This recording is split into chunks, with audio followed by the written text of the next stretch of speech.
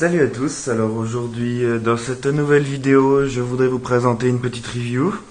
Alors de la réplique AK-47 Spetsnaz de chez Cybergun. Alors comme à mon habitude je vais vous présenter ça en trois parties, donc caractéristiques, avantages, inconvénients et du tir pour finir. Sachant que les caractéristiques vont aller assez vite vu que cette réplique, comme la plupart des modèles AK-47 tels que celui que vous connaissez, que je vous ai déjà présenté, c'est-à-dire le mien, beaucoup de caractéristiques sont les mêmes, donc ça va aller un peu vite à mon avis pour les caractéristiques. Donc on voit ça tout de suite.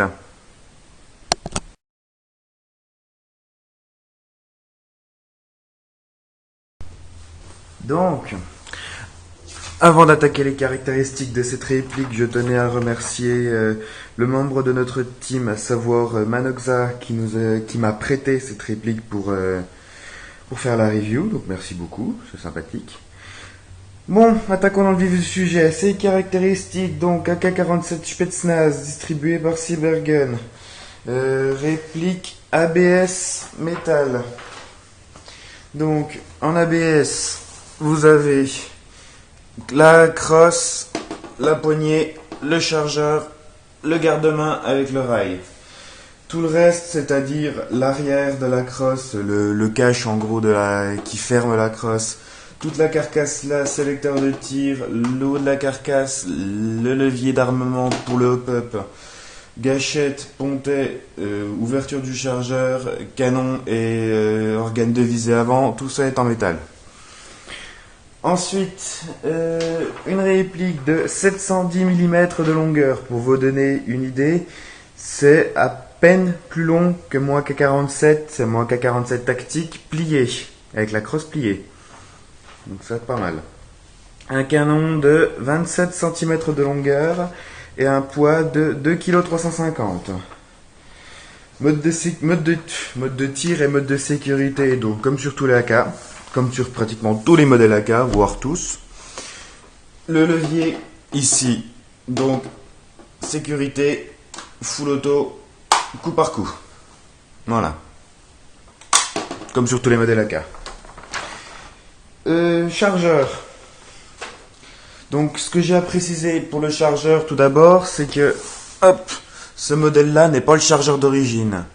Le chargeur d'origine, la contenance est exactement la même, sauf qu'il n'a pas les mêmes finitions niveau esthétique et est à peine moins courbé que celui-là. Mais sinon, c'est exactement la même chose. Il est d'ailleurs fourni, comme tous pratiquement, chargeur de 550 billes, j'ai pas précisé. Fourni avec une petite clé papillon, une petite clé Allen comme ça, que vous enfilez ici à la base du chargeur pour le remonter. Tout le reste, c'est du classique, j'ai envie de dire. On l'enlève. Pour l'enlever, on tire, on appuie sur le petit bouton qui est ici, on enlève le chargeur. Oups. Le chargeur, quant à lui, c'est un chargeur classique, high cap, avec puits d'alimentation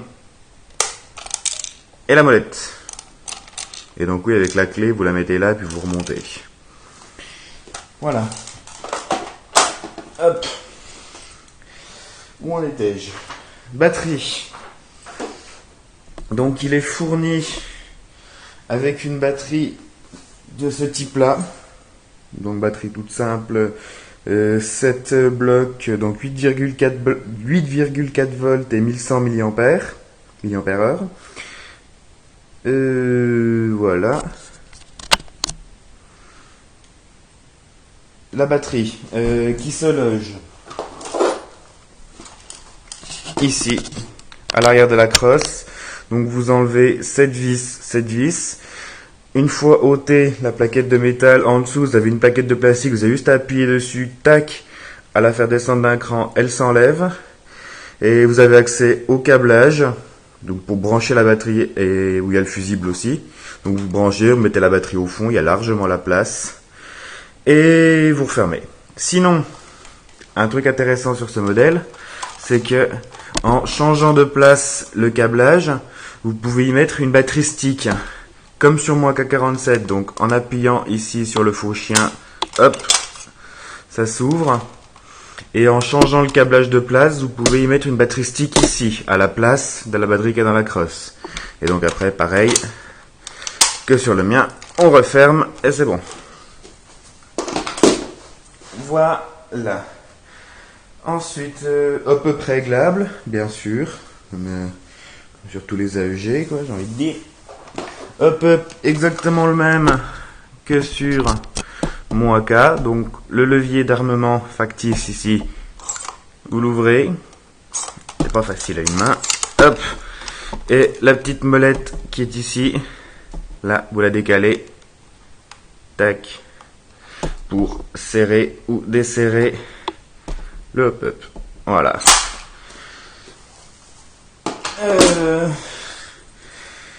Un cache-flamme amovible, bien sûr, que vous pouvez changer, mettre un silencieux à la place ou changer le cache-flamme. Un rail ici, en dessous du garde-main. Donc un rail assez court, mais amplement suffisant pour y mettre un optique. Oui, un optique sous le garde-main. Oui. N'importe quoi. Plutôt une lampe, ou un laser, ou une poignée. Donc malgré qu'il soit assez court, il est amplement suffisant. Des organes de visée. Donc ici, un cran de mire que vous pouvez faire basculer. Je sais pas si vous allez bien voir. Là, c'est peut-être mieux. Voilà. Donc vous pouvez faire basculer comme ceci ou comme ceci, ce qui ne change absolument rien. Et par contre, le guidon à l'avant, que vous voyez, avec une autre clé qui est fournie avec, celle-ci, vous pouvez, en l'enfilant à l'intérieur, dévisser ou revisser pour le rehausser ou le rabaisser. Voilà, qui est fait.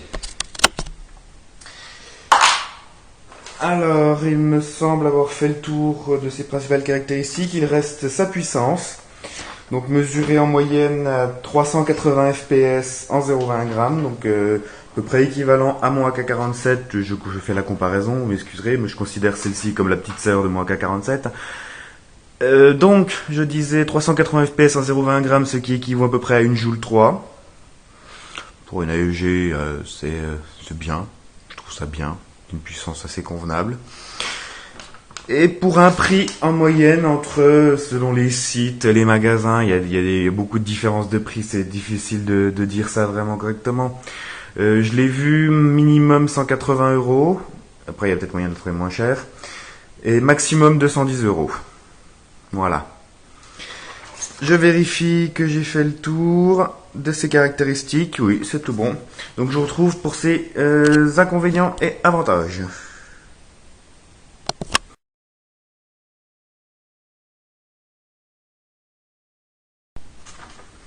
Alors, on va commencer pour ses inconvénients.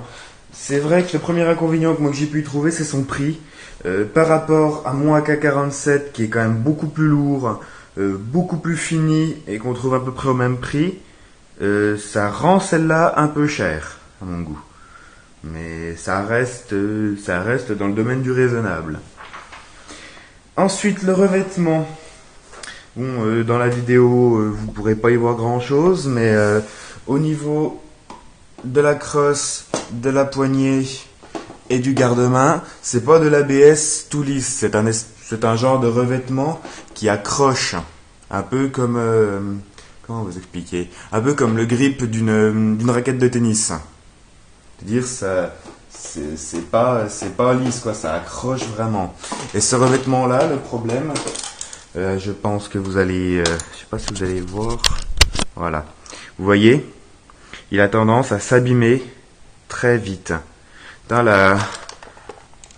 Voilà. Vous voyez. Pourtant la réplique là n'est pas bien vieille. Et pourtant le revêtement est déjà très abîmé. Donc c'est un petit peu dommage.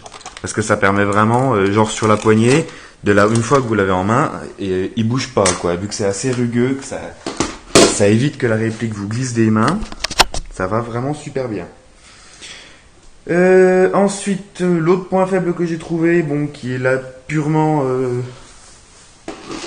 de mon goût, c'est son cache-flamme, que je trouve, à mon goût, bien sûr, ce sera peut-être pas au goût de tout le monde, mais que je trouve immensément laid. Franchement, moi, le cache-flamme, je trouve ça très très moche. Ils auraient mis un tout petit cache-flamme d'AK-47 classique, ça aurait été aussi bien. Parce que là, franchement, celui-là, il est moche. Donc à en trouver un d'autre de case et puis à changer, quoi. Son propriétaire est d'accord avec moi, c'est moche. Alors ensuite, dans ces points faibles, c'est à peu près tout ce que j'ai trouvé. Donc point fort, 2,3 kg, c'est extrêmement léger. Donc elle est quand même beaucoup métal et ABS, donc elle reste très légère, 2,3 kg 150. Donc du coup, extrêmement maniable, avec la possibilité d'y mettre une poignée à l'avant. Ça devient vraiment une réplique qui est très très maniable pour faire du CQB, c'est un truc assez violent. Malgré son canon très court, elle reste extrêmement précise pour sa taille.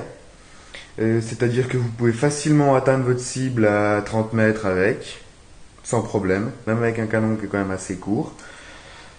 Ça reste, oui, de l'ABS de très bonne qualité ainsi que du métal, donc ça reste assez solide. Assez modulable, donc très modulable au niveau des batteries, sachant qu'elle peut accueillir différentes sortes de batteries entre les 8.4 et les 9.6. Je sais qu'elle peut... après, vous allez voir sur les sites, ça sera marqué. Moi, je m'y connais pas trop au niveau des batteries. Mais elle accueille aussi bien des 8,4 que des 9,6. Et aussi est modulable pour la possibilité de mettre une stick dans au-dessus du...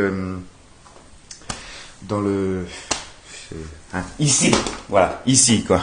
Je sais plus comment ça s'appelle, là je perds mes mots. Donc à ce niveau-là, c'est assez modulable, c'est très bien. Donc qu'est-ce qui reste? C'est assez peu encombrante, c'est vrai qu'elle prend vraiment pas beaucoup de place de par sa taille. Elle vous gêne pas, elle est très légère, très précise. C'est vraiment une réplique. J'ai été surpris en l'essayant. Elle va vraiment très très bien. Une fois le hop-up réglé, elle est très précise. Ouais, c'est vraiment une bonne réplique que je conseillerais moi pour quelqu'un qui veut débuter ou qui cherche une réplique pas trop encombrante, limite pour faire un backup avec un snipe. D'ailleurs, en parlant de ça, j'ai oublié de vous montrer les attaches sangles. Je fais ça vite fait. Donc un ici, classique, et un petit ici. Là, juste là. Voilà. Donc les attaches sangles, voilà.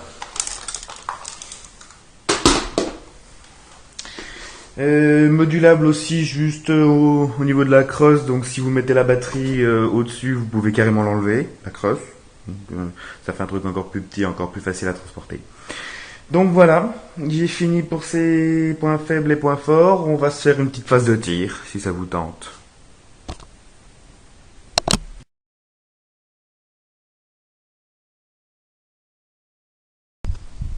Allez, c'est parti, donc on va faire les tests de tir. Sur la cible qui est là-bas en face, donc je vais tirer quelques billes en semi et puis enchaîner quelques tirs en full et puis je vous montrerai après un petit peu ce que ça donne. Donc allez, parti.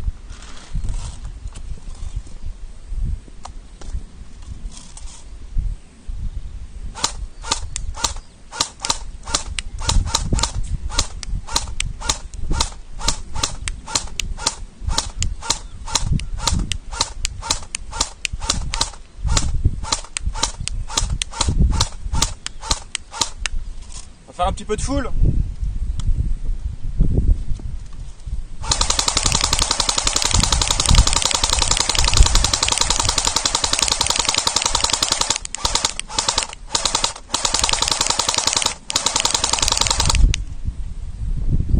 Voilà. On va pouvoir vous montrer ce que ça donne. Voilà, plus ou moins, j'espère que vous n'entendez pas trop le vent là qui est dans la caméra. L'état de la cible, sachant que j'étais là à peu près à 15-20 mètres à tirer dessus. Donc la précision est vraiment sympa une fois que le hop-up est réglé correctement. Donc voilà, la vidéo est terminée et j'espère que vous avez apprécié la review de cette chouette petite réplique, donc la K-47 Spetsnaz, distribuée par Cybergun. Donc n'hésitez pas comme d'habitude à mettre un petit pouce vert, un petit pouce bleu plutôt, un petit commentaire et abonnez-vous à ma chaîne, ça me fait toujours plaisir. Allez, salut à tous, airsoftez bien, à la prochaine.